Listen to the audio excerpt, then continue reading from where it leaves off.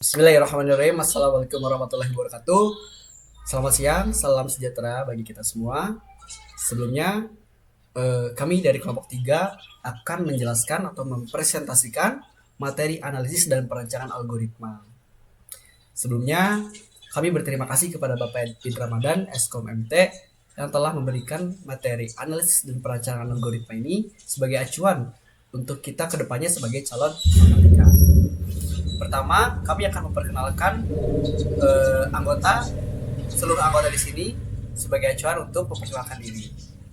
Perkenalkan, saya Rifki Fauzi Anwar dengan NIM 235008109. Saya Jarwo Dwi Caksono dengan NIM 235008104. Saya Rizky Ramadan dengan NIM 23500811080. Agar waktu yang dibuang tidak sia-sia, mari kita mulai presentasi ini dengan bacaan Bismillahirrahmanirrahim. Slide 1 akan dibacakan oleh saya sendiri. Apa itu algoritma brute force? Brute force merupakan pendekatan penyelesaian masalah yang paling sederhana dan langsung. Prinsipnya adalah mencoba semua kemungkinan solusi satu persatu sampai solusi yang benar ditemukan. Karena sangat sederhana, metode ini sering disebut juga sebagai native algorithm atau obvious way.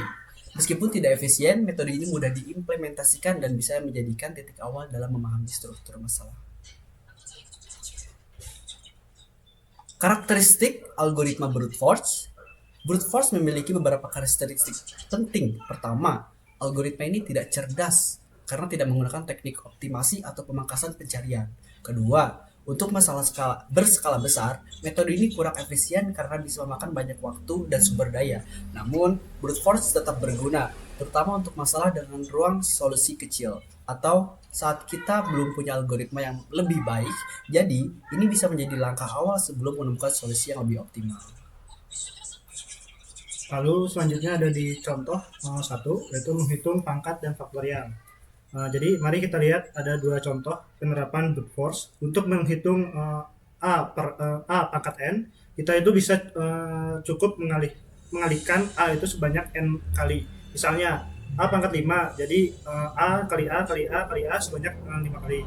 Lalu kompleksitas waktu proses ini adalah O N.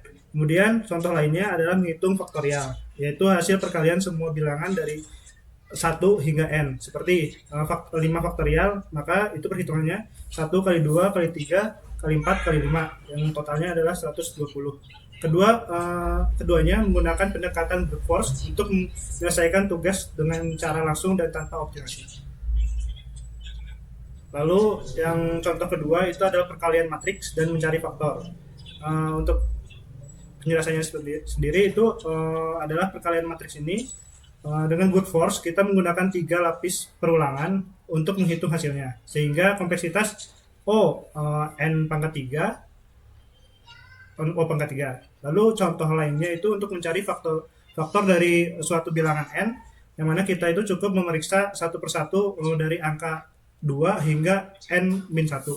Ini juga termasuk pendekatan brute force dengan mencangkup semua kemungkinan kandidat dalam pengecualian. Lalu contoh ketiga itu ada pencarian dan pengurutan. Dalam pencarian dan pengurutan, brute force ini juga sering digunakan. Misalnya untuk mencari nilai maksimum, kita itu membandingkan setiap elemen satu persatu. Dalam pencarian linear atau sequential sort, kita itu perlu memeriksa satu elemen pada satu waktu sampai ditemukan.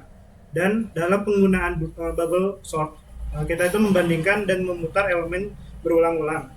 Semua metode ini itu berjalan dalam kompleksitas waktu ON atau ON pangkat 2. Hal ini itu menunjukkan bahwa mereka kurang efisien dalam data besar. Lalu untuk pengujian keempat, yang terakhir, itu ada uji bilangan prima dan evaluasi polinom. Yang mana untuk pengujian ini, apakah suatu bilangan adalah bilangan prima, brute force akan mencoba membaginya menjadi setiap angka dari 2 hingga N kurang 1. Di mana ini tuh sangat tidak efisien. Sedangkan dalam menghitung nilai suatu polinom atau PX, brute force akan menghitung setiap suku satu persatu, lalu menjumlahkannya. Ini tuh memakan waktu lebih lama dibandingkan metode seperti Horner rule dan lainnya. Lagi-lagi brute force ini tuh digunakan dengan cara yang langsung dan menyeluruh. Baik, selanjutnya ada alternatif dan efisiensi algoritma. Disinilah kita membandingkan brute force dengan algoritma yang lebih efisien. Misalnya, kita bisa lihat di sini, pangkat A n yang awalnya on bisa dipercepat menjadi o log n dengan exponential by squaring. Pencarian bisa diganti dengan binary search yang lebih cepat. Begitu juga dengan pengurutan dan perkalian matriks. Intinya, kita bisa mencari solusi yang lebih optimal dengan memahami batasan brute force dan mencari pendekatan yang lebih pintar. Baik, dapat disimpulkan ya, dari semua penjelasan ini, yang tadi kita bisa menyimpulkan bahwa brute force adalah sebuah metode dasar yang sangat mudah diterapkan, cocok untuk ruang solusi kecil atau untuk memahami masalah sebelum membuat algoritma yang lebih baik.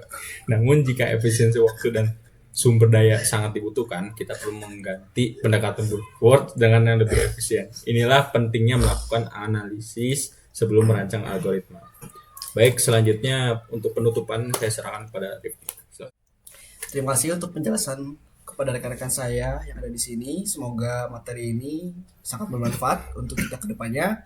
Terima kasih, mohon maaf apabila ada kekurangan atau kesalahan dari kalimat kami yang diucapkan, baik secara disengaja maupun tidak disengaja. Maka kesempurnaan itu hanya milik Allah. Terima kasih. Wassalamualaikum warahmatullahi wabarakatuh.